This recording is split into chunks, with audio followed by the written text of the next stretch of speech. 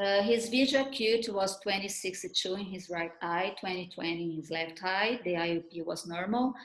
The biomicroscopy of the left eye was normal, and in the right eye, we can see here an amelanotic tumor in the iris, right into the angle in the nasal superior area.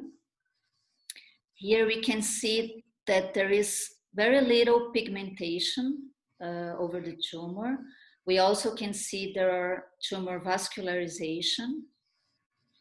When the patient looked down, we could see there were sentinel vessels in this quadrant, the nasal superior quadrant here. With the dilated pupil, we could observe that there was a cataract because the tumor was touching the lens, and also lens displacement. Here is the UBM performed by Dr. Maria Helena. We can see here a large ciliary body tumor with heterogeneous reflectivity. We can also notice that was a scleral thinning in this area here, suggesting a scleral invasion. And the tumor measured 5.4 millimeters in thickness, and the larger axial diameter was almost 9 millimeters. Here in the axial picture, we can see the tumor here touching the lens and also displacing it. At this point, we consider this diagnostic hypothesis. It could be a malignant tumor, an amelanotic melanoma, or metastasis, or it could be a benign tumor, a leiomyoma, adenoma, or a schwannoma. Would you like to comment the pictures now, or should I move on? I want to ask if you have a scan of the lesion. The ultrasound, the scan? Yes. We couldn't reach the lesion with a regular ultrasound. That's why I asked you for a UBM. Okay. Did you perform a trans-illumination of the tumor? Yes. And what was the result of your examination? The tumor did not block the light. It transmitted light. Okay, that's a good point. Another question? Should I move on? Okay. So as you asked, the tumor had a negative transillumination, so it didn't block the light. And also there was a detail that caught my attention in the image, that were these spaces around the tumor. So it looked like a suprachoroidal tumor, not a choroidal tumor.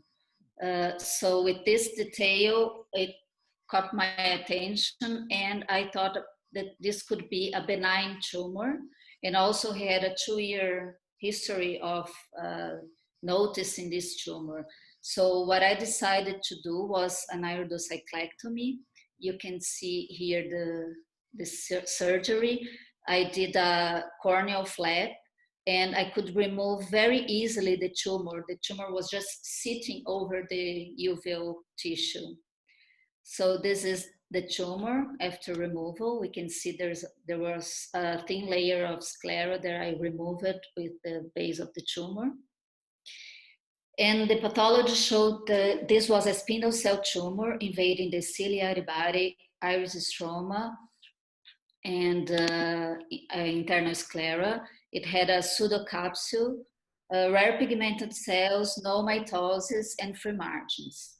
So this was a benign tumor.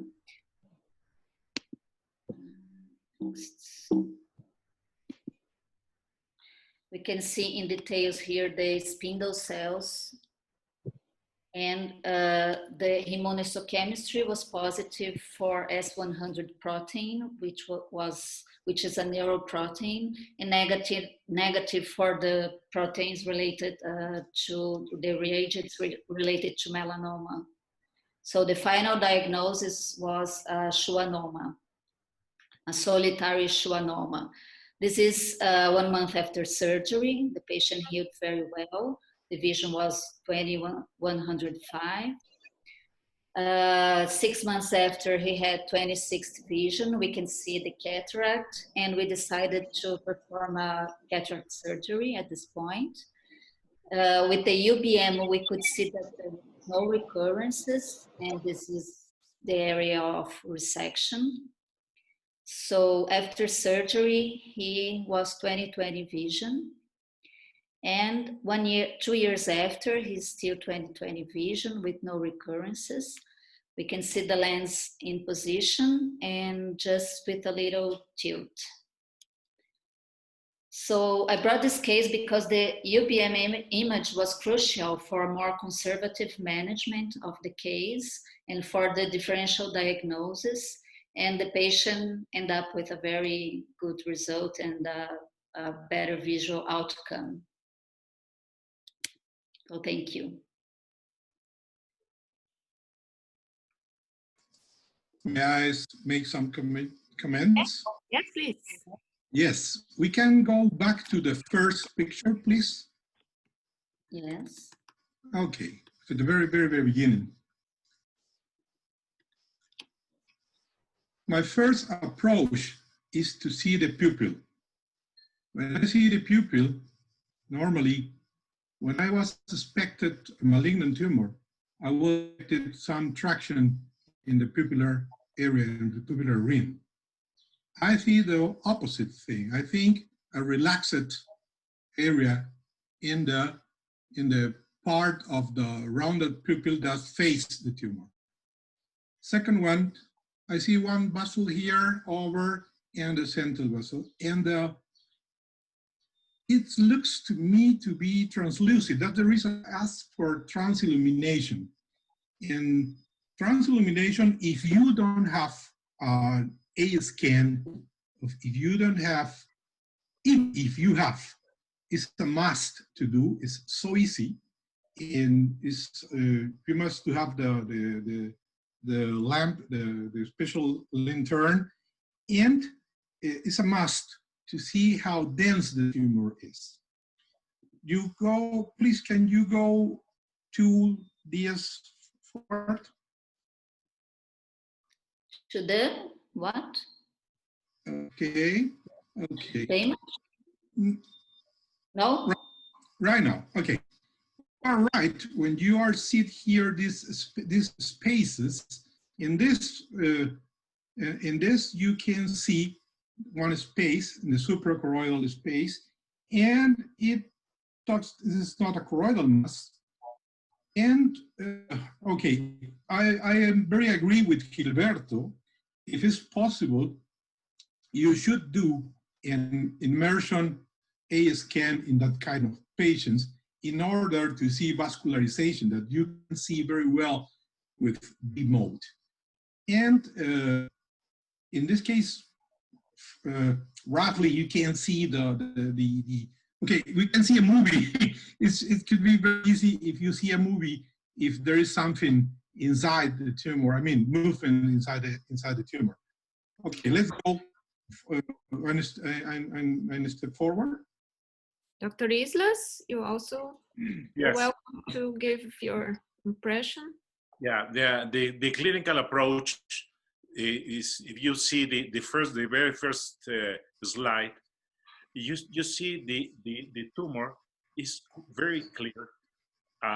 Is very well differentiated than the rest of the iris.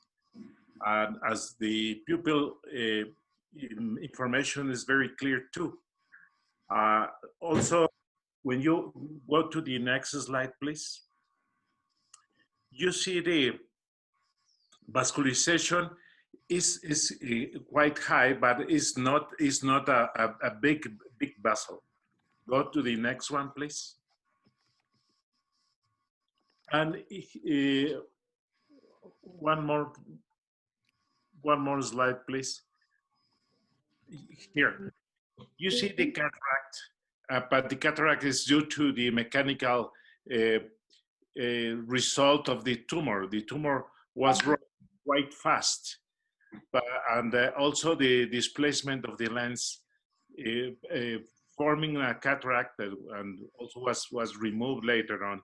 But also, if you go to the UVM, here you see the lesion is very well delineated. It doesn't have any sign of malignancy. So the local treatment that was decided to be remove the lesion was the appropriate. Also because of the kind of lesion we are dealing with. So look at the different kind of reflectivity, or the lesion has at the beginning is high reflectivity or high density of the tumor, and is absorbing some of the sound for the end to the end of the lesion. That's the reason you have two kind of reflectivity inside of the tumor. It's a very highly educated lesion to share with us. Thank you so much. You're welcome. Thank you for your comments. I will another slide forward, please, for a short moment. I would like to comment that I did an immersion ultrasound, but I couldn't see very much the details. So I believe the UBM was better to analyze the lesion. And also, the schwannoma is a very rare tumor. Melanoma is rare, but schwannoma is much more rare. So the first diagnosis as a melanoma is understandable because it's a rare tumor. Which slide do you want? Stop in the digital diagnosis, please. Go back. Here? Yes, please. Did you ever thought about medulloepithelioma in one moment? No, I didn't think, because of the age of the patient. There was no cystic spaces. I didn't consider in the differential for this case. And what is your comment about the 2 years? What did you comment about the 2 years of development of the lesion? It leads more to benign or to a malignant lesion in your experience? No. The history of the patient tells us that it's much more likely a benign tumor than a malignant tumor. That's why he came for a second opinion, because he didn't believe he had a melanoma. He said that the lesion starts to grow. He was a little concerned, but it was diagnosed 2 years ago. We have to move on. I'm sorry. Thank you, Dr. Priscilla. Thank you very much. Congratulations. Nice case. Nice. Thank you for sharing. Perfecto. Entonces, el ojo derecho estaba ciego por un desprendimiento retinal antiguo, y el ojo que nos convoca es un paciente afáquico, miope, que no tenía antecedentes y que viene por una ecografía por un probable desprendimiento retinal en el ojito izquierdo. Él verbalmente refiere un trauma ocular, pero es dudoso, no es muy claro el antecedente. Las visiones son esas, una visión mala en el ojito izquierdo y no había visión en el lado derecho. Aquí está la ecografía de su ojito derecho que muestra su desprendimiento de retina, como lo podemos ver acá, antiguo. Y el ojo que nos convoca es el ojo izquierdo. ¿Cuáles eran los hallazgos que llamaban la atención a la ecografía? Bueno, no se veía el perfil del cristalino, donde debería haber estado. Como todo ojo miope, era más largo que lo que debería ser. Y en alguna parte, digamos, entre la periferia y el ecuador de la zona inferotemporal, se lograba ver una estructura muy cerca de la pared. no muy móvil, con una superficie irregular y con una gran hiperreflectividad que sugería que pudiese tener calcio. Esta lesión generaba del artefacto de sombreamiento posterior y tenía un eje mayor de 7 milímetros. No era muy claro, pero alguien con harta imaginación podría ver un pedículo que lo unía a la pared ocular, ¿no es cierto? Tenía un proceso hemorrágico o inflamatorio vítreo rodeándolo a la imagen. Aquí está el ojo en su corte axial, para que veamos que es un ojo miope, ¿no es cierto?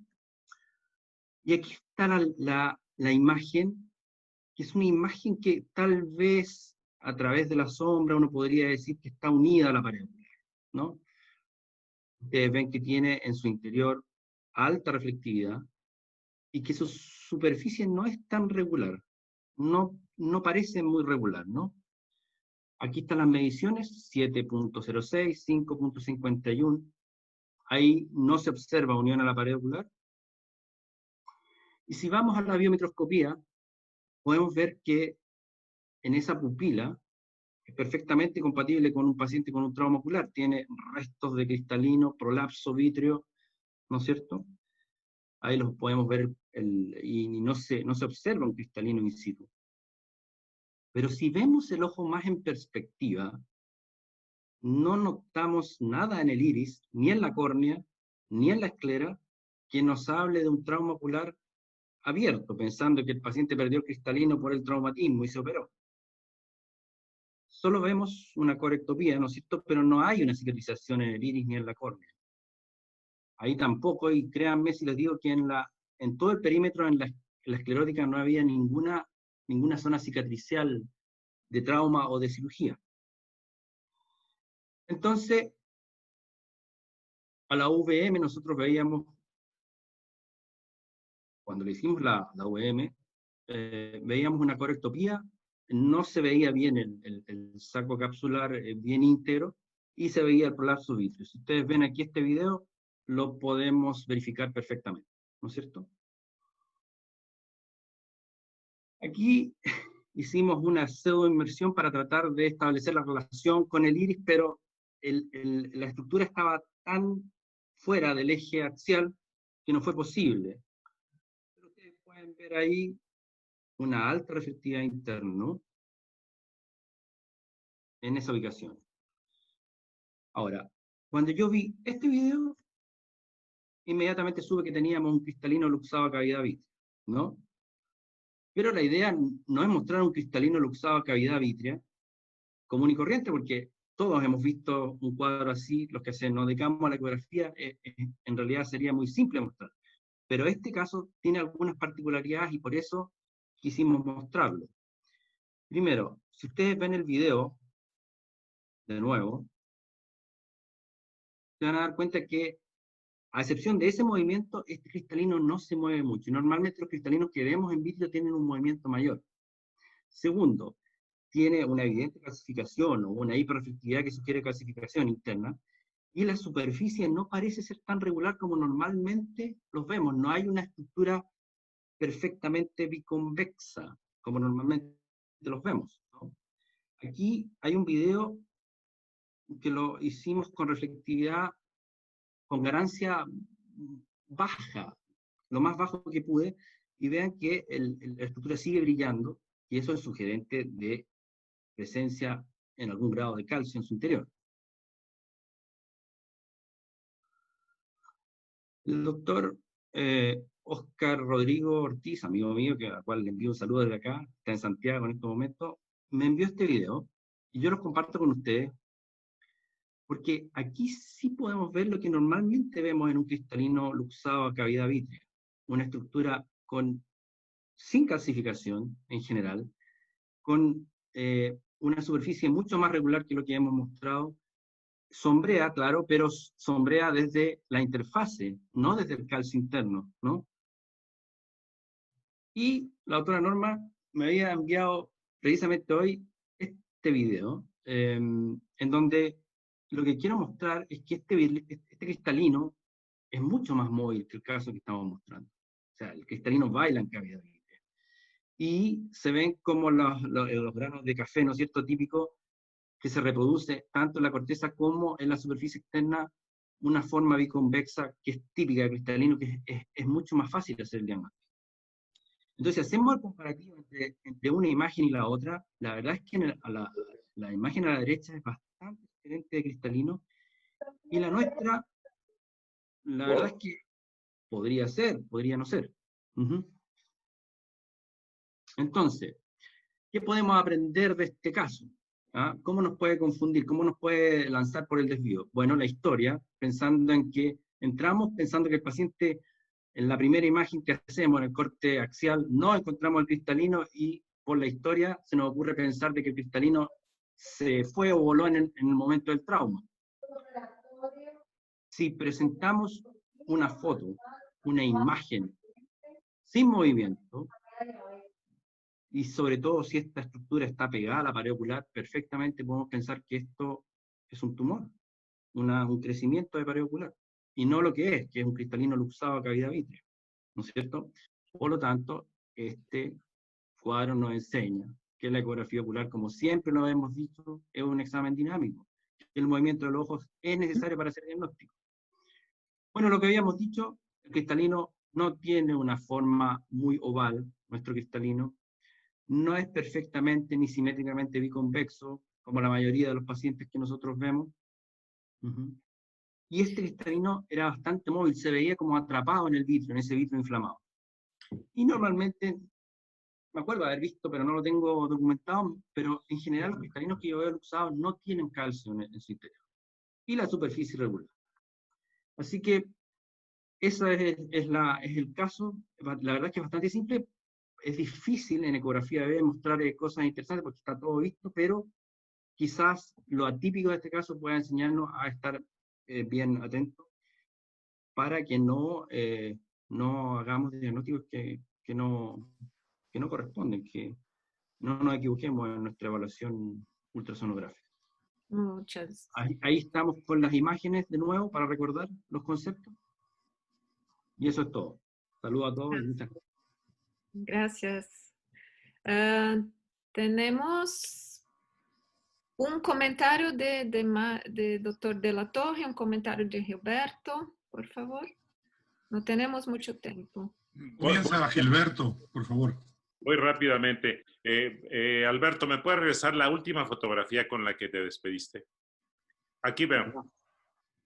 Para mí este caso es un caso que hubo un trauma y se rompió la cápsula del cristalino. Aquí en la fotografía del lado izquierdo, que es el caso que nos ocupa, vean cómo tiene la forma totalmente irregular, presencia de algunos puntos calcificados que nos dan una sombra sónica posterior del libro, precioso, pero no tiene la forma típica de la fotografía que te compartió Rodrigo. ¿Quién te lo compartió usted? Óscar Ortiz. Óscar Ortiz. La foto de Óscar Ortiz y la que te mandó Norma se ve cristalino perfectamente bien como la forma de una lente.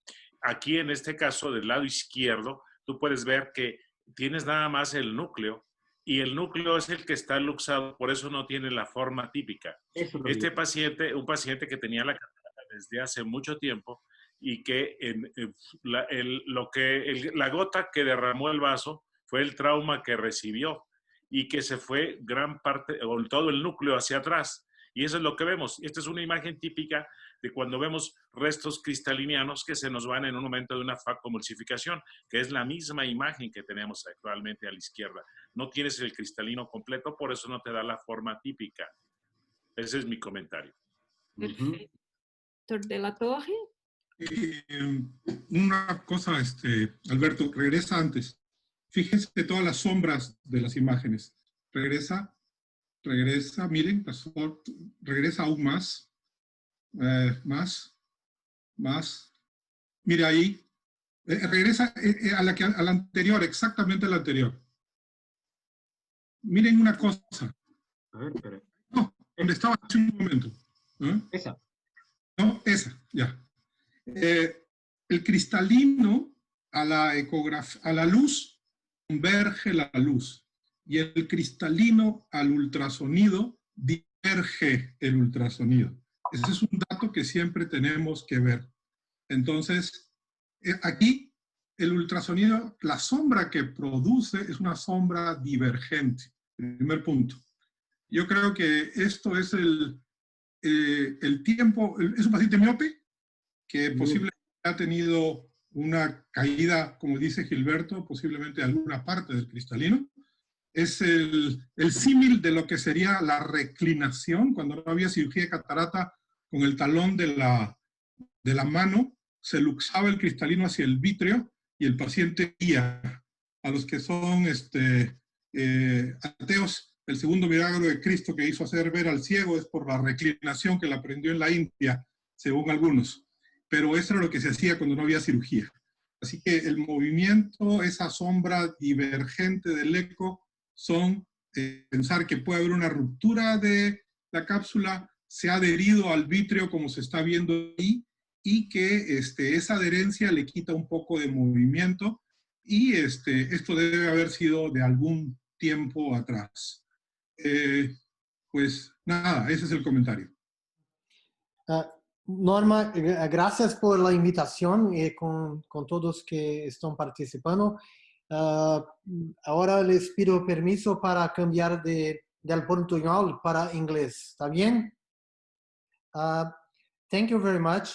I would like to thank Ana Carolina Araújo, Camille Tonin, Gabriel Ramos, and João Victor, who put together most of the pictures of this presentation. This is about a 30 years old white male. He was referred for retinal detachment surgery. Patient complains with decreased visual acuity and pain on the left eye for 20 days. He was treated prior for conjunctivitis with topical and systemic steroids elsewhere. There's no medical history, the patient denies anything, and there is no family history as well. Visual acuity was 20/20 on the OD, and the vision on the OS was hand motions. The slit lamp was unremarkable on the right eye, and there was a 2+ hyperemia, dilated and tortuous episcleral vessels, and a sentinel vessel, a shallow AC and no cells, and a clear lens. This is when the patient came to me, and there was this slight hyperemic in the upper part, but we can see here the dilated vessels, the episcleral and the conjunctiva. Also, you can notice in the reflex from the pupil, there is something going on, and you see some vessels over there, which is the retina. And again, another view of the sclera, episclera, and conjunctiva.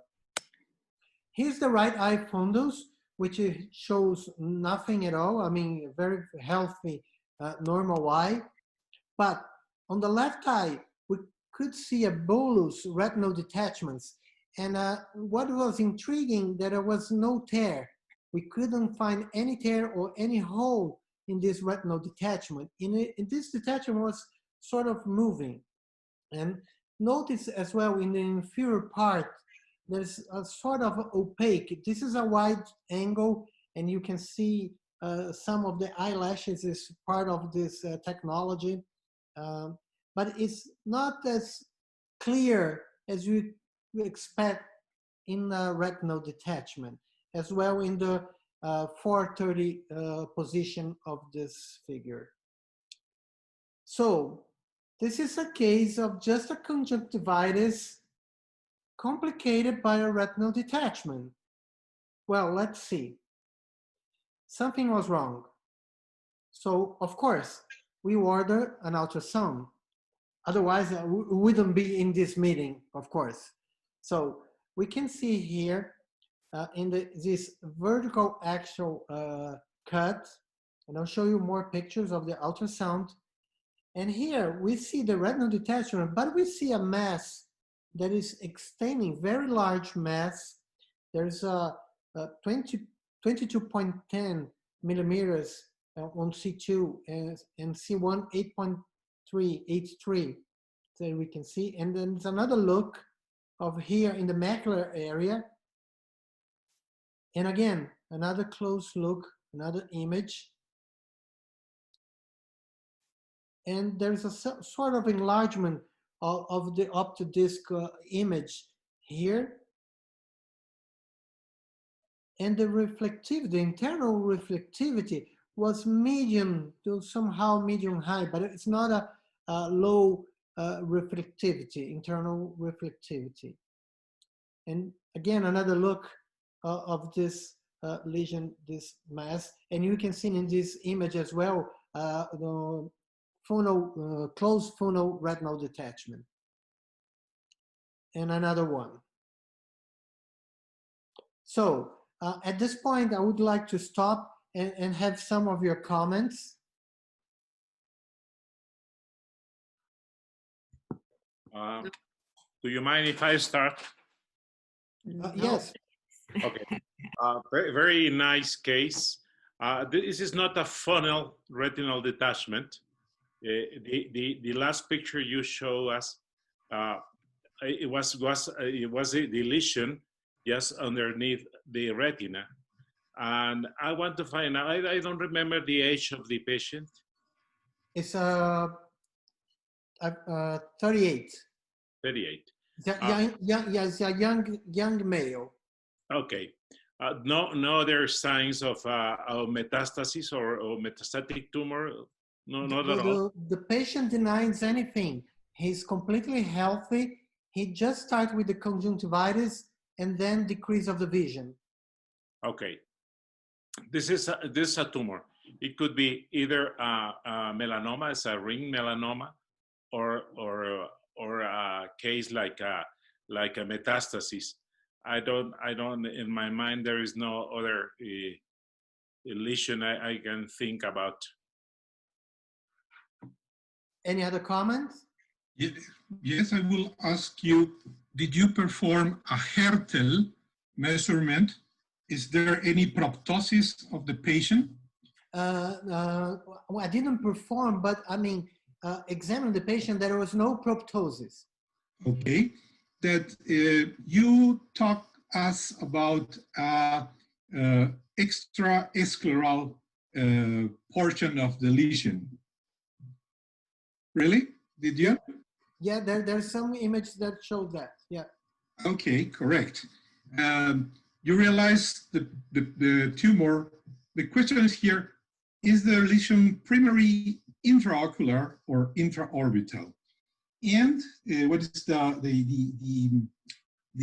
case? Because if you see a conjunctivitis that there is not a conjunctivitis at all, you can tell this is a Medusa head or something like that.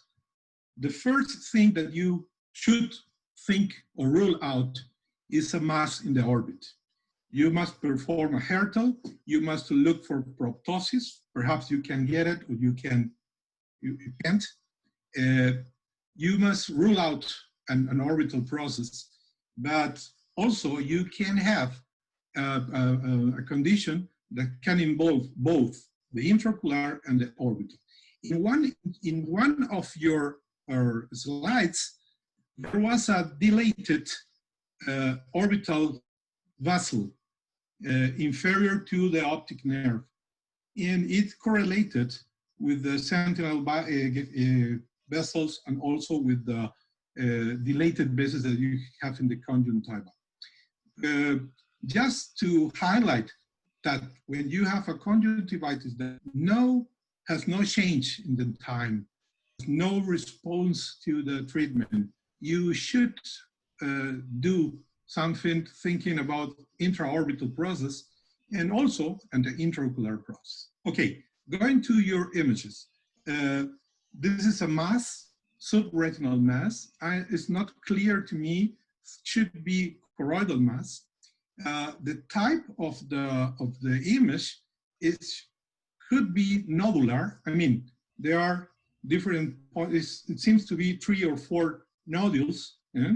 Yes, correct. One superior, one in the middle. And this is not normal to a melanoma. It seems to be a metastatic tumor, the most important thing for me is to perform a standardized A scan. When you say as there is a medial reflectivity lesion using the vector C, for me it's a little bit tricky because I don't know which is your standard to compare. If you go with 19 decibels, or you go and you gain with 100, and you go with, can you show me please the image that you really tell us it was middle reflective with the vector C, please? Yeah, I'm going back to the... Please. Dr. Moragrega is asking if This one. do you have the MODE standardized? Yes. No, we don't have standardized. You are doing, in this case, you are doing the reflectivity with a gain of 100 decibels. Yeah. It's supposed to be higher than normal. Yeah? If you go with 80 decibels, it should be lower.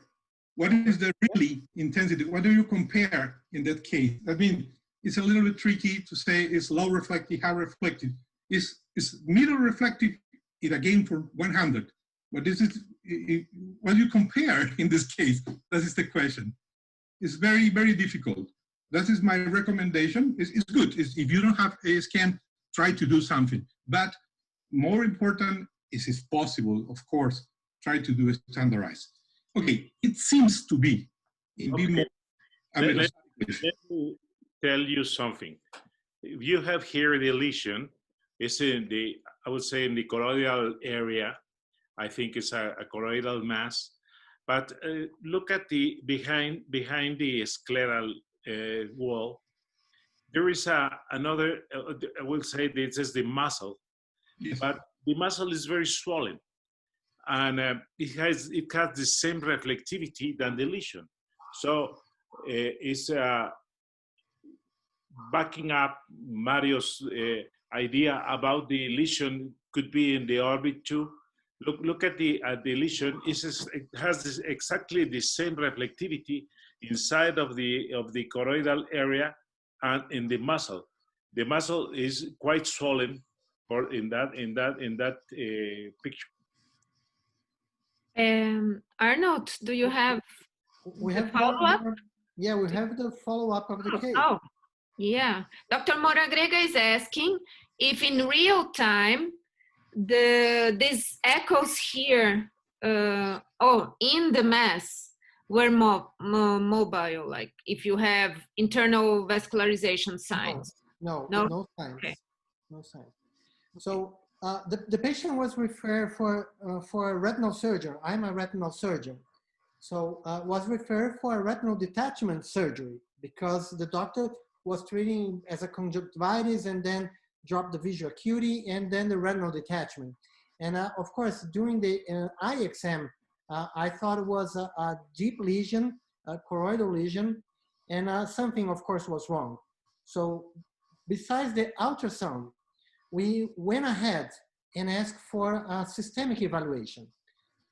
This is, you all recognize this is the knee of the patient, all right?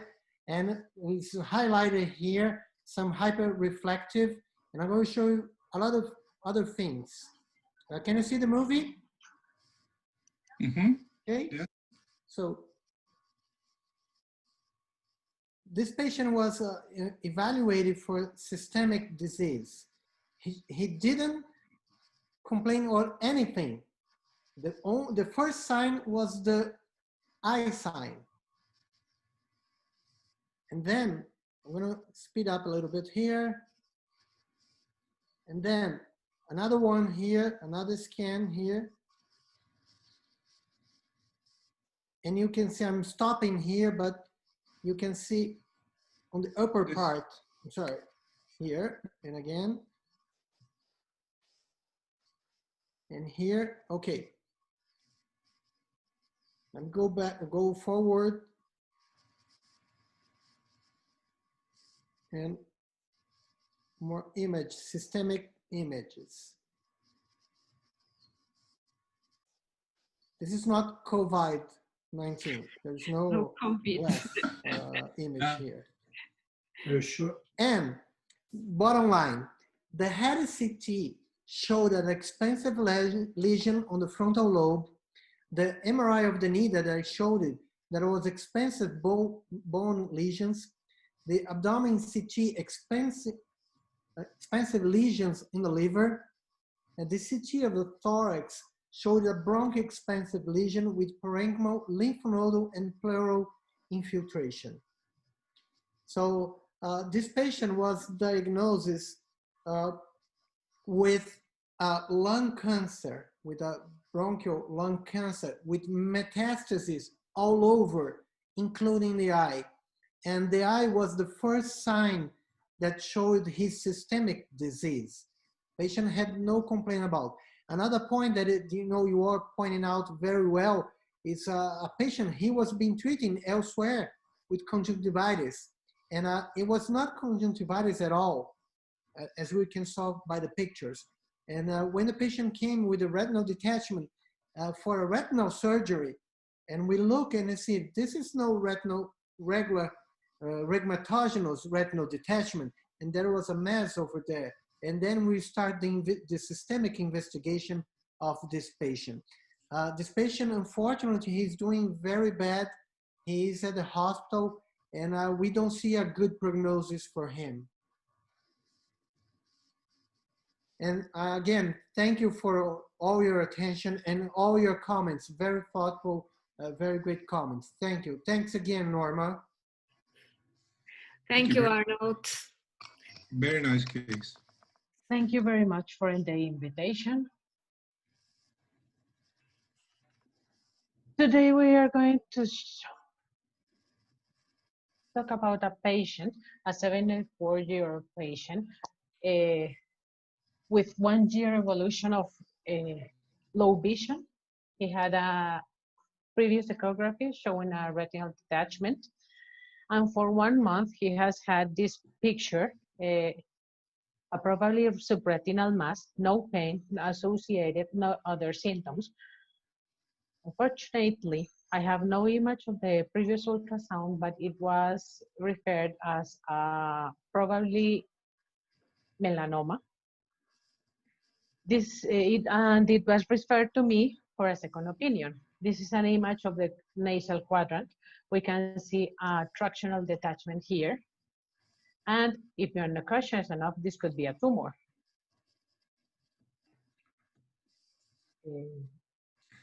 When we look closer to the nasal quadrant, we can see a dome-shaped lesion with hyperdense interior, a level inside. It's a very, very big mass.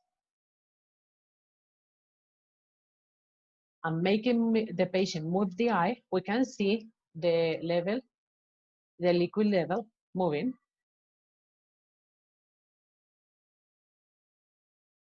Sweeping the lesion, we can see it's a rounded lesion. It has a retinal detachment, a level is liquid level inside. In the periphery, in the wall, we can see microcysts. In the periphery of the lesion, we can see splitting of the retina. And lowering the gain, we can see points of calcification and a slightly elevated choroid. We can measure the choroid so we can follow the patient. With the A mode, we could see low gain, low reflectivity, irregular. And with the UVM, we saw a flat retinal detachment, the periphery of the lesion, hyperdense interior, and membranes, tractional membranes toward the ciliary body. With these images, we made the diagnosis of a long-standing retinal detachment with a giant hemorrhagic cyst, level of hypema inside, macular degeneration, and a probably a neovascular membrane. So this was a pseudomelanoma. Choroidal melanoma is the most frequent intraocular tumor in Caucasians. In Latinos are rare. Less than 5% of all melanomas are choroidal, and 31% of them end up in metastasis and death. Just to remember, choroidal melanoma should be seen as a tumor, mushroom shape, dome shape, with a shadow in the A mode, kappa angle positive, low to medium reflectivity, choroidal excavation, and with the UVM, we can see the compromise of the anterior segment. Pseudomelanomas in 1964, 19% of all lesions thinking to be melanoma were misdiagnosed. In 1984, it lowered to 1.4. In 1994, it lowered to 0.3. This was because the ophthalmologists are very trained and because the technology developed. This is a study from Dr. Shields, 12,000 patients referred to an oncology service, thinking to be melanoma, and 14% of them end up being pseudomelanomas. 54 different diagnoses. Of them, the most frequent, of course, was choroidal nevus, followed by peripheral exudative hemorrhagic choroidal retinopathy. And really, the hemorrhagic retinal macrocyst was a rare pathology mimicking melanoma. Of the long-standing retinal detachment, 3% end up having microcysts. This is asymptomatic, unilateral, could be one or multiple cysts seen, and there's a particular association with trauma. There are few case reports of a nucleation of blind eyes, thinking to be melanoma, and up being hemorrhagic microcysts. And the presence of blood has been explained by secondary ruptures of basals covering the microcyst, rupture of basals over a retinal tear, or neovascularization. Summarizing, in ultrasound, these are different pathologies. Microcysts are rounded, while melanoma are dome shape or mushroom shape. The localization is different. Microcysts should be seen over a retina, while melanoma is dependent on the choroid. In the retina, the microcyst, we can see the splitting in the periphery. And with the A mode, both could have low to medium reflectivity, but microcyst could be regular or irregular, while melanoma is regular. Kappa angle, choroidal excavation, and vascularity are characteristics of melanoma. And concluding, the ideal treatment of an intraocular tumor begins with a correct diagnosis. The prognosis and treatment of these entities are very different, so it's important to differentiate them. And we can count on echography as a tool, non-invasive, in real time, highly accurate method for diagnosing, for measurement, and to follow the patients.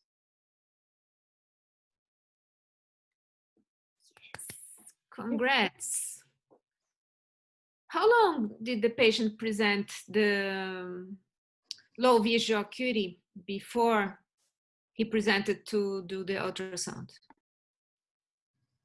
He has had 1 year. 1 year? Of low vision, and for 1 month, probably mass. Okay. Dr. De La Torre, do you want to comment? Make a comment? Se eu falo a devagar em espanhol, dá para entender? It's not Spanish. Is this Se eu Spanish? falo a devagar em espanhol, eu vou falar a devagar em espanhol, porque é muito interessante o que ela apresentou. Esto es muy interesante porque a todos en nuestra vida nos ha pasado confundirnos con lesiones que no son lo que parecen. Aquí, cuando uno hace solo el modo B, puede confundirse porque las imágenes parecen mucho tumores. y Cata ha mostrado algunas características muy importantes. Pero hay cosas que hay que centrar ahorita. Una cosa importante aún en el modo B es ver el post-movimiento de las imágenes. Ecografía tiene una ventaja sobre los otros métodos que son solo fotos. Aquí se ve el movimiento. Una imagen quística con nivel nos va a mostrar el movimiento de la superficie, lo cual nos dice esa es una lesión no sólida, ¿eh? Y nos va a mostrar el movimiento interno, que nos dice hay un fluido adentro. Eso es importante. 2. En estos quistes hay que ver que como son un quiste, tienen una pared posterior y una pared anterior, y se juntan en la periferia, como bien mostró Catalina. Eso lo diferencia. Solamente hay 2 estructuras que forman quistes dentro del ojo. La retina es la mayoría de unas. Los melanomas también forman quistes, pero no como quistes, sino espacios vacíos que son necrosis, que se ven como espacios císticos. Hay que tener mucho cuidado con esto. Y que pueden sangrar internamente, también los he visto. Muy raro, pero se ve. Entonces, hay que tener mucho la imagen de movimiento. Y cuando ella hace el VM, hay una cosa importante. Cuando ella muestra el VM, muestra cómo se va hasta la periferia, hasta casi la base rata, cómo se va esa sangre acumulada. Entonces, es importante estudiarlo en todas las cosas. Cuando preguntó Norma, muy inteligentemente, el tiempo, cuando uno ve quistes en una retina, implica que esto tiene más de 3 meses. ¿Cuánto? No sé, pero más de 3 meses lo que implica. Yo lo conocía en mi época, que soy más viejito, degeneración macroquística hidrópica de la retina, que después sangra. Ahora ya le dicen otra cosa, pero quistes hemorrágicos, más fácil. Pero hay que pensar en esas cosas y me parece interesante porque a todos nos ha pasado. Y ¿saben qué es peor? Cuando ese quiste de retina está inmerso en una hemorragia vítrea.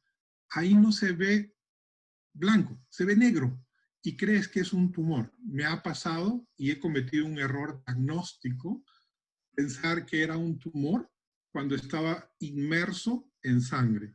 Así que todos nos equivocamos. El único que no se equivoca es el que no hace nada. Gilberto, ¿qué piensas?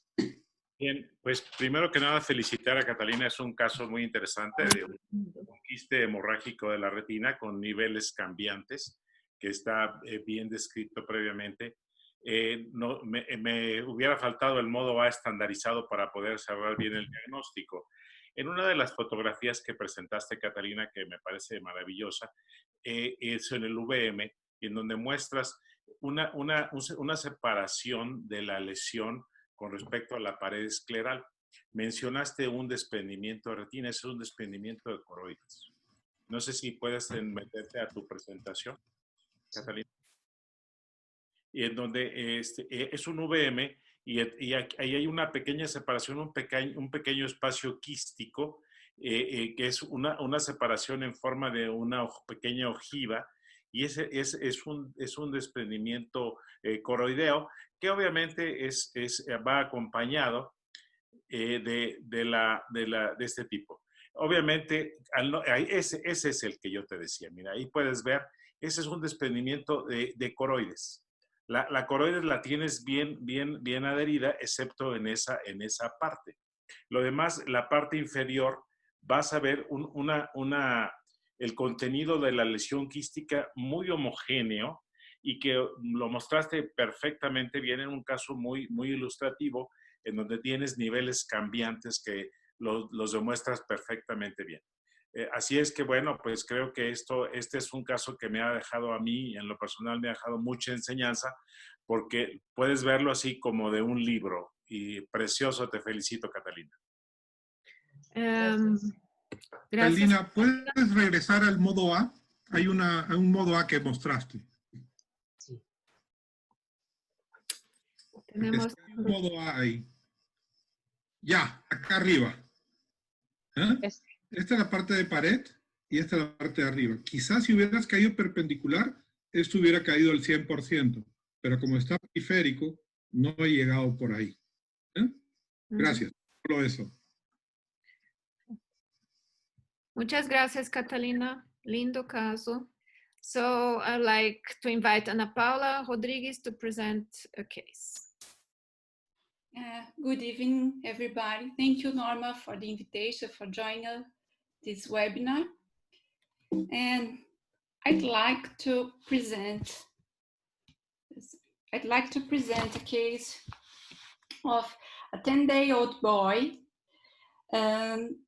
who had an absent red reflex of the right eye noted by pediatrician on a routine screen examination. He was the first baby pregnant without contraction. He has correctopia, and the past history, ocular history, was unremarkable. The ophthalmic exam showed the absence of red reflex on the right eyes. At the slit lamp examination, we could see clear cornea, shallow anterior chamber, superior nasal correctopia, and 360 posterior synechia. The intraocular pressure by digital tension was symmetrical, and the fundus exam was impossible in the right eye. The left eye was normal. So we asked for exams to see the posterior pole and the anterior segment.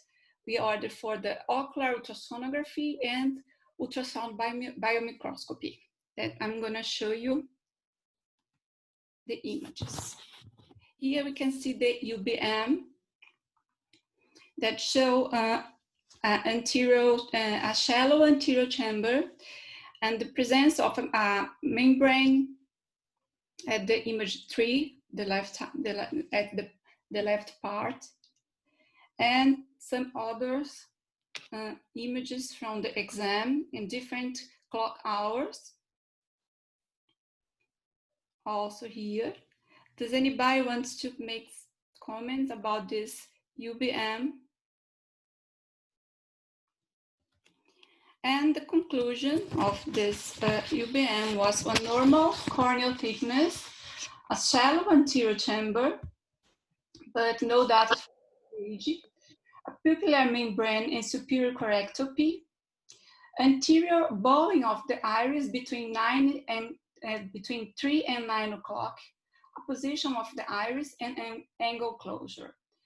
High reflective tissue from the ciliary process until the superior periphery of the lens between 10, 11, and 1 and 2 o'clock, and at the pupillary area. Anterior displacement and allocated ciliary process. So the hypothesis here was the anterior persistent fetal vasculature. The ultrasound, the B-scan ultra shows no retinal detachment, as well as no intraocular masses, and also confirmed the anterior chamber, shallow anterior chamber.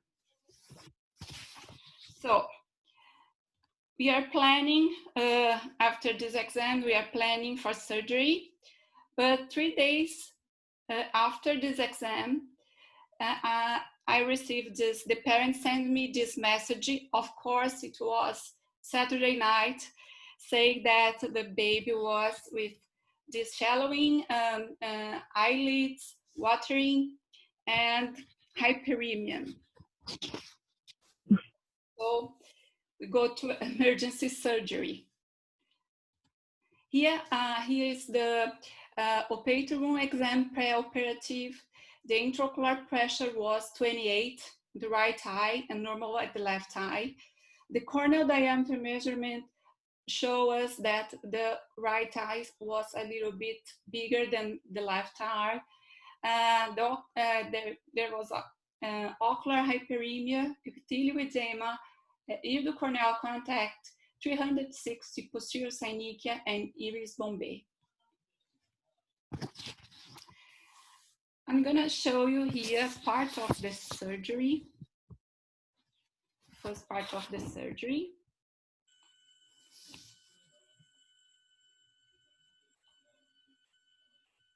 Open the conjunctivas.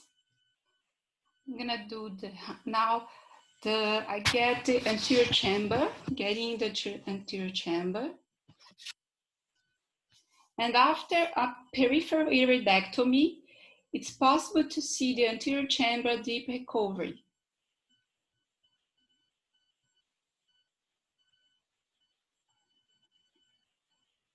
Viscoelastic to recover the anterior chamber.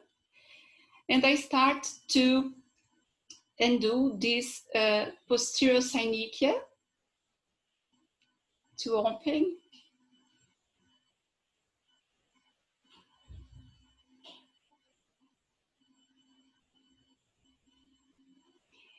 And at the end of this part, it will be possible to see the membrane of this persistent fetal vasculature covering the lens, exactly at that point that we could see at the UBM, between 10 and 12 o'clock, until 10 until 1, 2 o'clock, at the superior temporal part.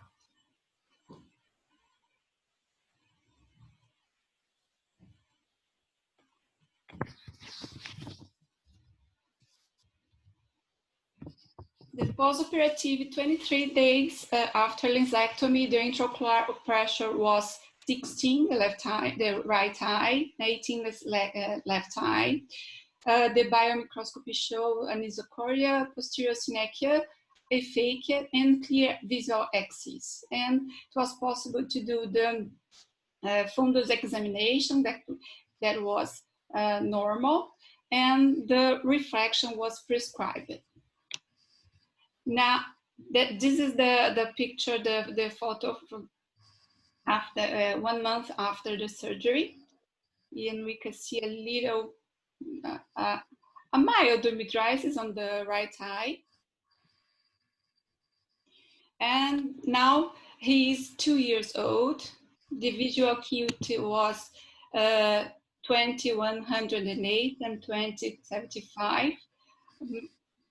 We consider amblyopia, and he's treating this amblyopia by occlusion. But the visual axis is still clear, and we are treating using glasses and contact lens. This is the last prescription at this age. And I want to do a few comments about the persistent fetal vasculature. That is a congenital ocular anomaly in which the embryologic hyaloid vasculature network fails to regress. It can be partially or completely. It's divided in 3 categories based on the location of the vascular abnormalities. It can be anterior, posterior, or combined. Anterior PFV is presenting 25% of the cases, and we have some pictures showing how it presents. The posterior is a little bit higher, 12%. And the combined form, it's the most common form, and it presents 60% of the cases of PFV. And here the picture of the final, the surgery to see the membrane. And the exams, the ultrasound and the UBM was very important for us for try to, for diagnosis and also to plan treatment and surgery. Thank you. Thank you. Marvelous. We have 1 minute for comments of Dr. Gilberto. Dr. Islas. I will talk in Spanish. Okay. Este es un caso muy interesante, es un caso precioso y que con el VM se detectó la membrana que estaba cubriendo el cristalino. La verdad es que fue una maravilla el que lo hayan podido hacer el diagnóstico desde sospecharlo desde un principio, ya que la persistencia de la vasculatura fetal la logran ver en la fotografía número 4, aquí es la que para mí aparece más típica. Exactamente, esa fotografía está preciosa y que realmente nunca me había tocado ver un VM tan bonito, en donde, y sobre todo estarlo sospechando.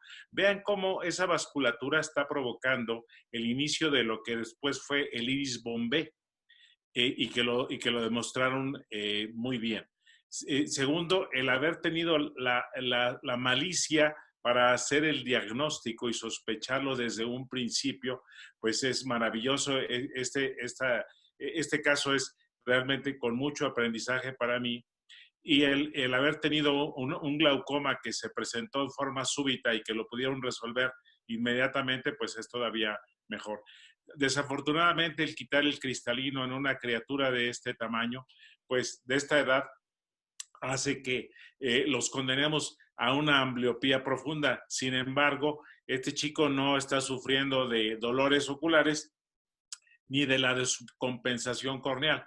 Ya habrá en un futuro alguna técnica nueva para reimplantar una lente intraocular y tratar la ambliopía lo más pronto posible. Precioso el caso, la felicito. Doctor de la Torre. Muy bonito el caso. Una sola pregunta. ¿A alguien se le ocurrió hacer gonioscopía del ángulo, si era posible, en la anestesia de este VM? Si bien es cierto, la persistencia de vasculatura no da, pues este número 4 me llama la atención, ese ángulo, este receso es bien grande. Me hubiera encantado, estoy aprendiendo mucho de ese caso, me hubiera encantado ver una foto de ese ángulo, hubiera sido lindo. Solo la pregunta. Coincido con lo que Gilberto, todo.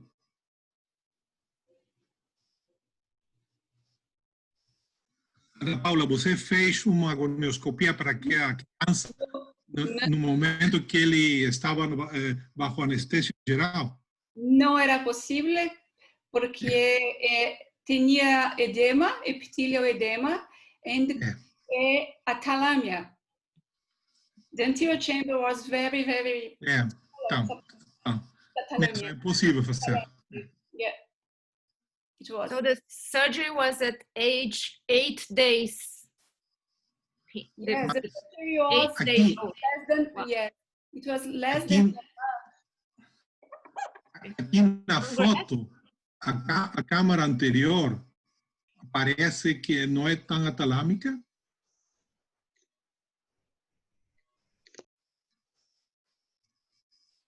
Nesse caso, impossível. Impossível. Na primeira, falei. Sim. Acá es the surgery. It was before the surgery, we do the exam, and it was impossible to do the gonioscopy because the anterior chamber was very, very shallow. There was he had a pupillary block. Yes. In 3 days after UBM, so it changed a lot. So at that time of the surgery, she could not see the angle. It was all closed. Only, yeah. Excellent. Thank you so much. Perfecto. Bueno, soy la doctora Dilene Zaragoza. Antes que nada, quiero agradecer a la doctora Andrea y a la doctora Norma por esta invitación y esta dinámica tan buena. Igual agradecimientos a mi hospital y a todas estas personas que hicieron posible este caso. Les presento un paciente masculino de 26 años. Él es militar en el activo. Como único antecedente positivo, tiene una abuela materna. Su abuela materna fue finada por cáncer, desconoce de qué tipo. Él tuvo un accidente en cuatrimoto hace 21 días aproximadamente. únicamente tratado con analgésico por dolor de hombro y cefalea. Refiere que un día después a este accidente presenta baja visual progresiva de ojo izquierdo, asociado a fotofobia, irritación ocular y cefalea de 20 días de evolución. Cuando lo valoramos, el ojo izquierdo estaba en cuentadedos a 1 metro, tenía inyección ciliar mixta y celularidad, una cruz. Tenía reflejo fotomotor disminuido y la presión intraocular se encontraba sin alteraciones. El ojo derecho sin alteraciones y en el ojo izquierdo presentaba el vitrio transparente, edema retiniano y periflebitis periférica, edema de disco óptico con hemorragias en llama, no se observaba brillo macular y daba la apariencia en que estaba edematosa. Se le realizó una fluorangiografía. En la foto de arriba a la derecha, una retinografía libre de rojo y el resto en las fases tardías en los segundos 12, 34 y 42, en donde prácticamente quiero que vean esa hiperfluorescencia por fuga a nivel del nervio óptico y por acúmulo por un desprendimiento de retina seroso. Y en algunas zonas del disco óptico, áreas de hipofluorescencia por bloqueo por las hemorragias en llama que tenía. En el OCT macular,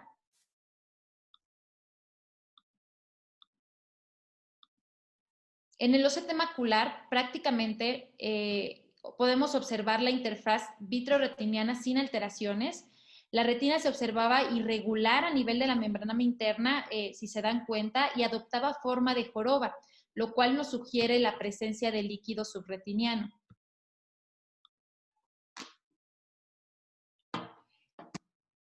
Se realizaba el diagnóstico de neuroretinitis y se sospechaba enfermedad por arañazo de gato, por Bartonella henselae, versus sífilis. De cualquier manera, se le envió toda la batería de estudios de laboratorio e imagen para descartar etiología autoinmune versus infecciosa.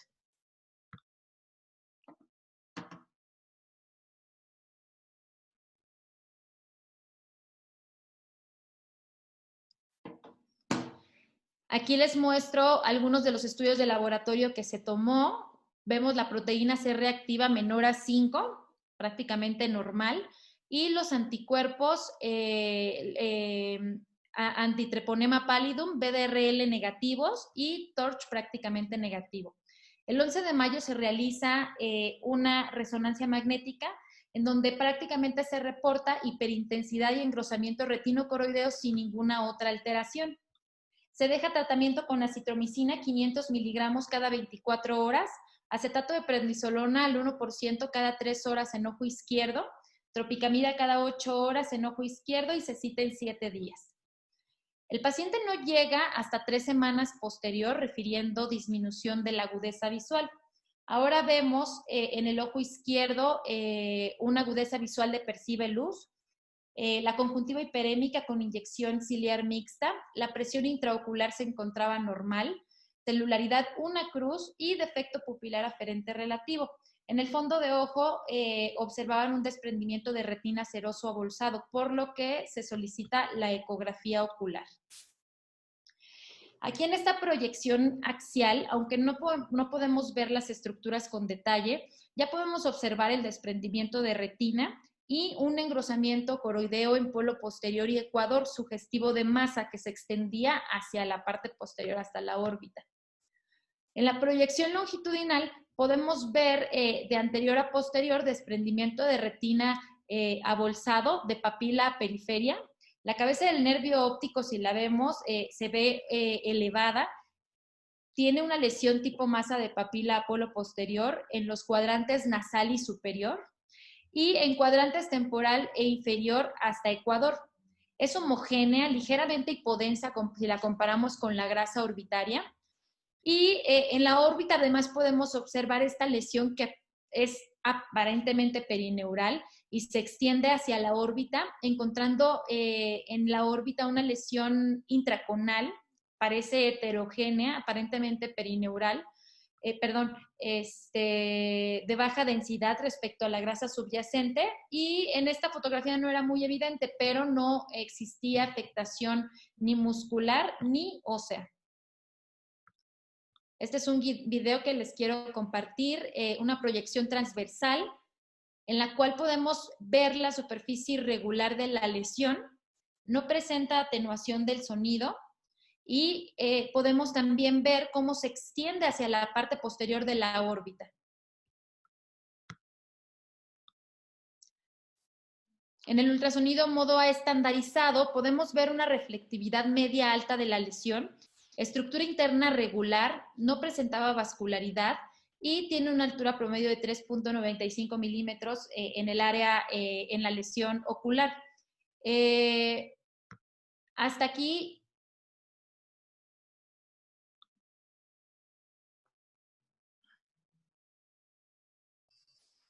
¿No? ¿Se escucha? ¿Me escuchan? ¿No? Hasta aquí nos quedamos ahí. Ok, hasta aquí, ¿alguien tiene alguna sugerencia de la etiología o la posible etiología de este paciente? Sí, algo inflamatorio. Sí. Inflamatorio. Yo tengo alguna cosa que preguntar. ¿Sí? Acá hay cosas interesantes de ver. El accidente en la cuatrimoto es un antecedente que podría ser importante. Claro. El encontrar algo detrás del globo ocular de más baja reflectividad, una sospecha diagnóstica es o un proceso inflamatorio similar al signo de la T por una inflamación o una ruptura escleral posterior. Debemos siempre pensar que puede haber luego del trauma, porque acá hay un trauma y según lo que tú me dices, la disminución de la agudeza comienza un día después del traumatismo. O sea, queda siempre la posibilidad de relacionar la disminución con el trauma. Claro. Cuando vemos el fondo de ojo, lo que me llama la atención, más de lo que has relatado en la parte retinal o macular, a mí me llama más la atención la estructura del nervio óptico. Es un nervio óptico comprimido, es un nervio óptico con vasos dilatados, es un nervio óptico con los bordes no claros, es un nervio óptico que cuando lo ves a la ecografía está levantado y alrededor de esto se comienza a formar cosas, lesiones, que podrían corresponder a la hemorragia, podrían correr a la inflamación. Y en la tomografía, como están pidiéndola por ahí, estamos hablando de algo que del nervio partiría hacia alrededor de él.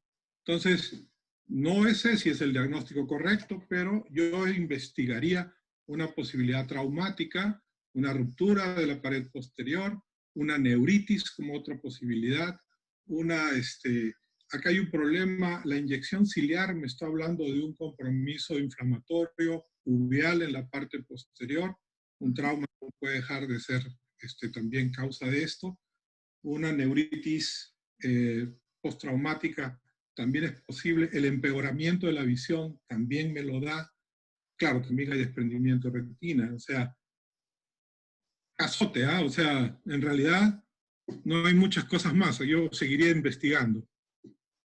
Claro. Bueno, pues prácticamente, sí, disculpa. Oye, de abogado ahí del diablo, a ver, este es un militar que debe tener mucha experiencia manejando vehículos, por lo tanto, pensaría yo, ¿qué tal si él ya tenía un proceso inflamatorio y que por eso perdió la estereopsis y debido a eso haya tenido el accidente? Esa es una de las posibilidades, porque la otra que haya sido un traumatismo tan fuerte que pero no perdió el conocimiento, no perdió nada, se golpeó el hombro, etcétera. Entonces, eso es lo que yo pensaría. Muchas gracias por sus comentarios. Bueno, voy a continuar. Prácticamente reporto la ecografía describiendo únicamente los hallazgos y comentando con la médico tratante la posibilidad de una etiología inflamatoria. Sin embargo, les voy a colocar esta otra foto. El paciente nos pregunta si le podemos dar algo para este granito que le había salido en la cabeza, le había crecido y le estaba dando comezón. Cuando lo vemos una pápula rosada de consistencia firme con ulceración en la superficie. Lo interconectamos vamos con dermatología, quienes realizan una biopsia excisional de la lesión. Vemos y nos reportan el estudio histopatológico como una lesión neoplásica infiltrante de la dermis, con invasión al tejido celular subcutáneo, bordes mal delimitados en contacto con márgenes de la sección, constituida por cordones y estructuras ductales. En esta micrografía 20X con tinción hemotaxolina y eosina, podemos ver la neoplasia maligna con glándulas pobremente formadas, células pleomórficas, nucleomegalia y nucleolos muy evidentes. Se realizó inmunohistoquímica para determinar y esto dio positivo a los anticuerpos monoclonales CF1 específicos de los ductos écrinos, realizando diagnóstico de carcinoma anexial microquístico. Con todo esto, pues fuimos investigando porque realmente nos cayó totalmente de sorpresa. Teníamos muchos antecedentes, el paciente tenía antecedentes también inflamatorios, y se le inician los estudios de extensión como a cualquier paciente. Prácticamente en lo que investigamos, este tipo de carcinoma era localmente invasivo, pero era extremadamente raro que tuviera metástasis. De hecho, solamente hay un caso reportado en la literatura de metástasis. Cuando le realizamos el PET scan, aquí observamos en una proyección de máxima intensidad múltiples áreas con aumento anormal del metabolismo glucolítico que corresponden a lesiones tumorales. Prácticamente tenía este paciente implantes de tumores en músculo, cuero cabelludo, hueso, hígado, páncreas, mediastino, articulaciones, fosa pélvica y cráneo. Todas estas lesiones correspondían con masas a comparación del ataque. En esta fotografía no tenía lesiones cerebrales, pero como ustedes ya saben, el tejido cerebral tiene un metabolismo glucolítico alto y es normal que se vea así, pero en la órbita no. Y aquí podemos ver la órbita izquierda cómo tiene aumento de brillo. Se le pide una tomografía de órbita simple. Esto fue apenas un mes después de que ya le habían hecho la resonancia magnética que ustedes vieron. Y en esta tomografía de órbitas, con ventana para tejidos blandos, en una proyección axial y sagital, observamos esta lesión tipo masa. Vemos que es intraconal, que pierde la interfase con la pared posterior del globo ocular izquierdo y lo desplaza medialmente, el nervio óptico. No lesiona ni deforma hueso.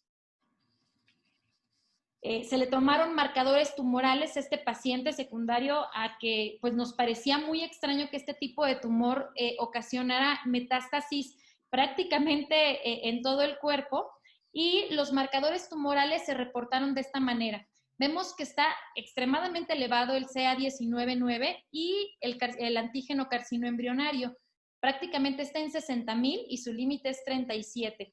Nosotros aquí, como pueden ver en esta tabla inferior, este tipo de marcadores tumorales está presentes en las metástasis pancreáticas, por lo que decidimos realizar una biopsia percutánea de hígado, guiada por ultrasonido, en la cual se reporta un adenocarcinoma moderadamente diferenciado. Se realiza nuevamente inmunohistoquímica, porque pues ya habíamos visto que teníamos este otro tipo de carcinoma, y sí, da positivo a CK7, CK19, CK20, CDX2 y villina, lo cual nos indica pues que claramente es un adenocarcinoma de páncreas. Se vuelven a interpretar las imágenes de la primera lesión, y es correcto, también tiene un adenocarcinoma, carcinoma anexial microquístico. Entonces, este paciente se confirman sus diagnósticos histopatológicos de 2 primarios. Creemos que el primario de adenocarcinoma de páncreas metastásico fue el que ocasionó prácticamente todas las siembras en el ojo y a nivel de la órbita. Se le inicia quimioterapia paliativa, se le indica obviamente el pronóstico sombrío, 5% a 3 años y 3% a 5 años. Prácticamente el paciente muestra reducción del 30% de sus lesiones tumorales en el primer mes posterior a inicio de quimioterapia. Sin embargo, lamentablemente fallece 5 meses después del inicio de sus síntomas por crecimiento de la masa que tenía en mediastino. Entonces, pues es un caso bastante triste, bastante confuso porque teníamos otros antecedentes.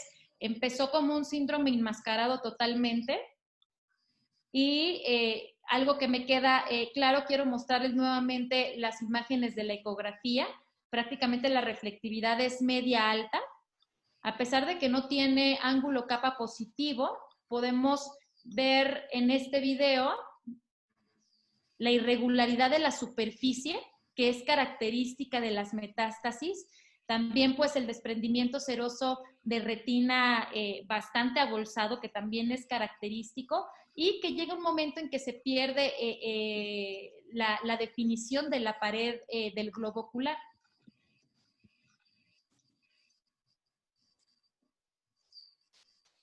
Las metástasis oculares son el tumor maligno más frecuente en la población adulta y generalmente tienen compromiso coroideo. En las mujeres lo más frecuente es que sean de mama y pulmón, y en los hombres el pulmón seguido de próstata. El 25% de estos pacientes que tiene compromiso ocular tiene síntomas oculares como primera manifestación y puede ser bilateral o multifocal, principalmente en el cáncer de mama. Las manifestaciones ecográficas que vamos a ver en las metástasis son un poquito más variadas, pero en general pueden tener esa superficie irregular, son masas bien definidas, casi siempre tienen desprendimiento de retinas serosos asociados, pueden ser multifocales y en general son masas más extensas. Pueden tener una reflectividad de media alta, con una estructura interna moderadamente irregular y un ángulo capa positivo. Las metástasis oculares u orbitarias por CA de páncreas es extremadamente raro. Hay 14 artículos de metástasis oculares de cáncer de páncreas y solamente en un artículo se realiza esta ecografía, es la que ven aquí en la fotografía, y la reportan como lesión en forma de domo de alta reflectividad. Sin embargo, realmente pues no es tan confiable, ya que es medida con el vector C. Del carcinoma anexial microquístico, esta es una neoplasia cutánea maligna que afecta a los folículos pilosos y las glándulas sudoríparas. También la podemos conocer con nombres como siringoma maligno, carcinoma de glándulas sudoríparas y tricofoliculoma maligno. Se han reportado 300 casos en la literatura, de los cuales solo 3 son de órbita. Uno tiene extensión a nódulos linfáticos y uno presenta metástasis. Por eso es que no creemos que la metástasis sea del primario del carcinoma anexial microquístico. Este carcinoma, su presentación típica es como una placa o un nódulo o una pápula en la cabeza en el 90% de los casos. Presenta invasión neuronal y su recidiva es frecuente. No encontré reportes en la literatura de ecogramas oculares u orbitarios de este tipo de tumor, a pesar de que estaban 3 reportados, únicamente tenían tomografía. Y básicamente, pues lo que quiero mostrarle en estos casos, por ejemplo, este paciente obviamente tiene un desorden genético por la presencia de 2 tipos de tumores diferentes. A veces los antecedentes nos pueden confundir un poco, nos pueden hacer cambiar un poquito el diagnóstico, porque pues obviamente no solamente vemos imágenes, vemos al paciente en total, pero en este caso a retrospectiva prácticamente el ultrasonido era muy característico de una lesión metastásica. Muchas gracias. Muchas gracias. Good night, everyone. It's a pleasure to be here and learn with all these beautiful cases. Thank you, Dr. Norma, for the invitation. I bring this case because I learned some very important things with this patient. It's a young female patient with 17 years old. She had a chief complaint of mild blurred vision in her right eye for the past 3 months. But she had a previous history of an iris lesion that was observed 7 years before. She could not tell us what was the lesion, but she didn't follow this lesion with any ophthalmologist for this period. And when she arrived to our clinic, she presented this biomicroscopy that we can see here. The visual acuity was 20/20 in both eyes, and pressure, intraocular pressure, a little bit higher in this eye. Here you can see better that she has this amelanotic lesion in the temporal anterior chamber, and another small amelanotic lesion in this nasal superior area. Some dilated vessels in all the surface of the sclera. Here we can see better that the lesion has a lot of intrinsic vascularization and probably some dispersion of pigmentation in some surface areas here. Here again, we can see some vessels, intrinsic vessels of the lesion. And in all the iris, we could see this distribution of pigment and probably some cells and acidic area in the margin of the pupil, and this anterior synechia in this inferior area of the cornea. Only to show the color of the other eye is a little bit more brown, and here more pigmented brown. We performed, the fundoscopy was normal, so we performed an ultrasound and a UBM. In the ultrasound, we could see a huge lesion that was multinodular lesion with internal heterogeneous reflective. And in some areas of this lesion, we could measure a height of more than 10 millimeters. And it was quite impossible to measure the base of the lesion because it was quite ring lesion in all the peripheral choroid and in the ciliary bud area. Here we can see the internal reflective of the lesion was a quite medium to high internal reflective in this area. The UBM showed the communication of the lesion in the ciliary bud area and in the anterior chamber. In some parts of in this large lesion here, we could measure more than 6 millimeters of height, and we could see some heterogeneous internal reflectivity of the lesion. Some cavities inside the lesion too. And in all the other areas of the iris, we could see that all the iris stroma was thickened, or thicker than the normal iris, even in the other side of the eye. Here again, in the inferior area, we could see the iris that was thicker and the anterior synechia here that correspond with this area here. We ordered for a Doppler ultrasound to check the vascularity of this lesion. Here you can see lesion compromising all the ciliary body, anterior chamber, and part of the peripheral choroid. And we could see intratumoral vascularization in all the extension of the ring. An MRI was asked only to check if there was any extension to the orbital tissue or other lesion in this area. And here we can see in this coronal section that we have more than 108 degrees compromising all the ciliary body and the iris.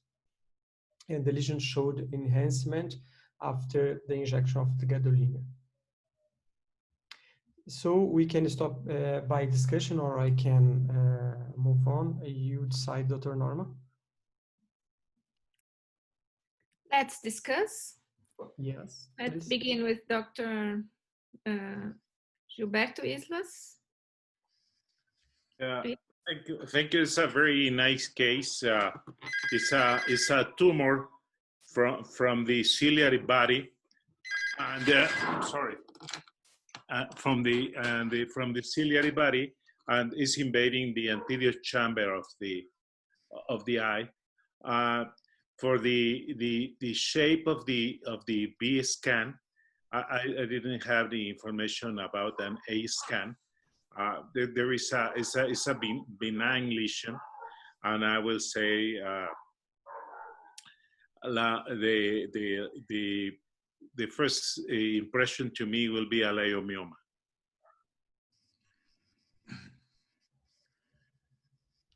Is leiomyoma internal vascularization so prominent, Luis? I don't know. You can have internal vascularization in the leiomyoma. This patient had transillumination that blocked the ciliary body for all the extension of the lesion. I think this is an important information. Dr. De La Torre, you want to comment now or in the the age, please? Can you tell me? 17 years old. 17? Yes. I see the cavitary lesions. If the patient could be younger, my first thought should be non-teratoid medulloepithelioma should be my first differential diagnostic. Because this carry this situation, but age is a little bit older than normally I see that this cases. They normally can involve the iris. I see in the patient it's there, but the infiltration in different places, infiltration in I must rule out a malleation.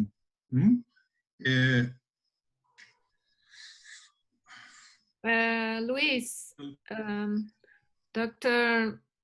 Priscilla Balala is asking if the other regions, how was ciliary body in the other positions?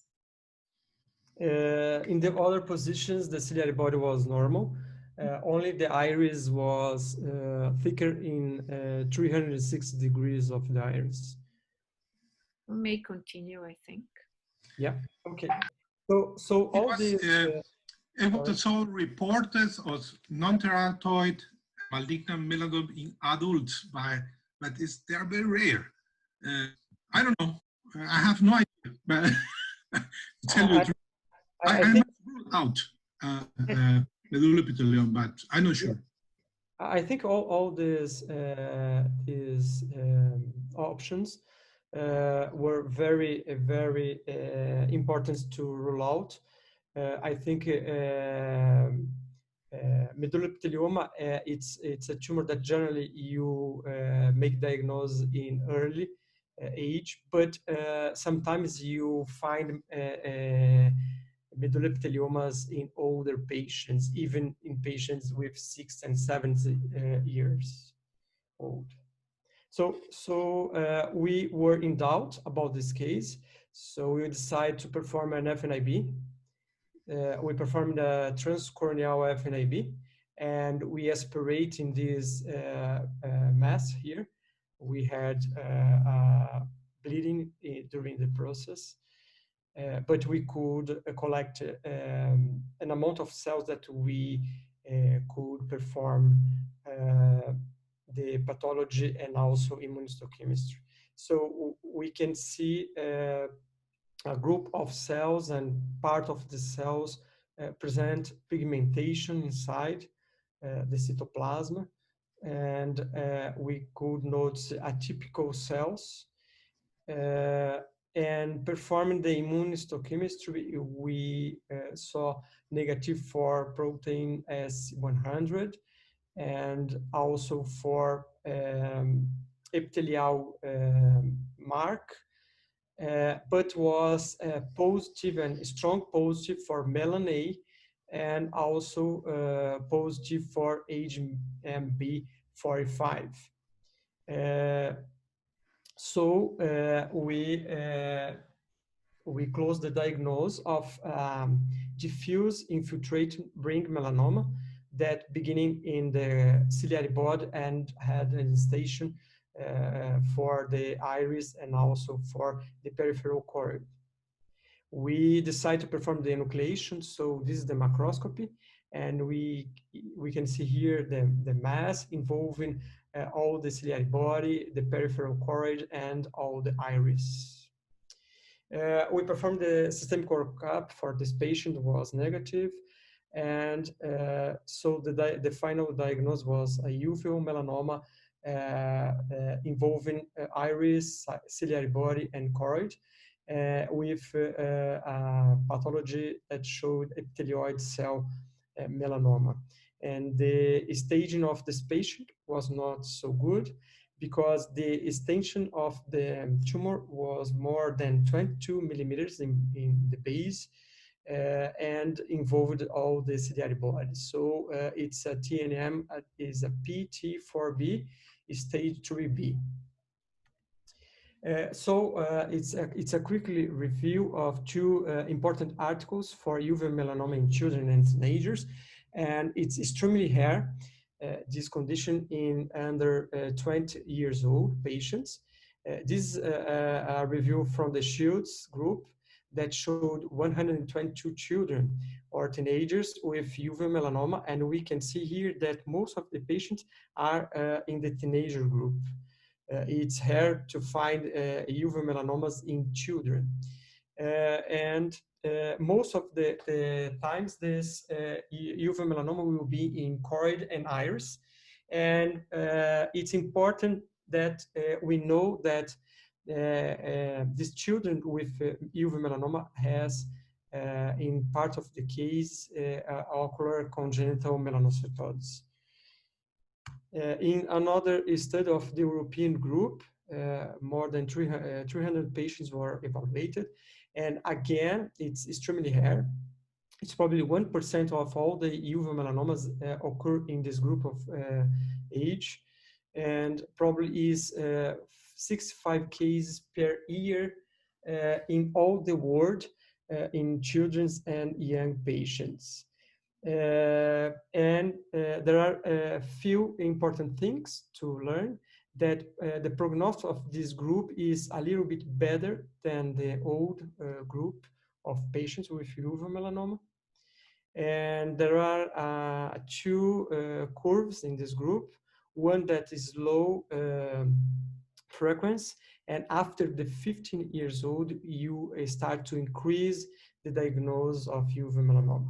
And then there is the growth of the curve, and we are going to have the peak after the 60 years old. And so you can remember that these patients in some cases have melanocytosis and NF1. And this group has a better prognosis. One thing that is important for prognosis of metastatic disease and death is the TNM, monosomy 3, and changes in the chromosome 8. And also melanocytosis showed a worse prognosis, like in the older ages of melanomas. So the presence of melanocytosis is worse prognosis. The TNM is worse prognosis. And also extraocular extension of this case. So this was the case that I like to show for all the brave guys that stayed in the conference. At the end. Dr. De La Torre, any comments?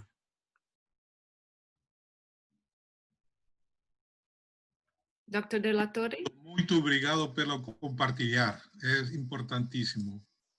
Muito bom, um caso muito interessante.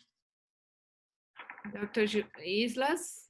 Bueno, pues primero que nada, un caso muy interesante, muy bien documentado, que se aprende, en mi caso, más de los errores que de los aciertos, y que, bueno, yo pensé que era una lesión que tenía ya mucho tiempo porque ya había sido referida varios años antes y que había crecido de manera muy lenta.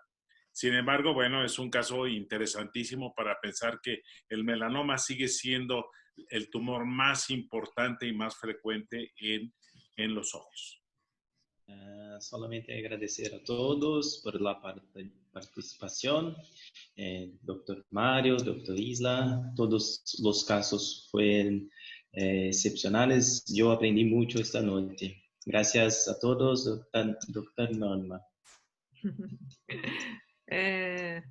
Dr. De La Torre, Dr. Islas, and all the presenters, thank you very much. Great cases, good discussions. And les deseo a todos un gran fin de semana. Have a great weekend. See you soon. Good night.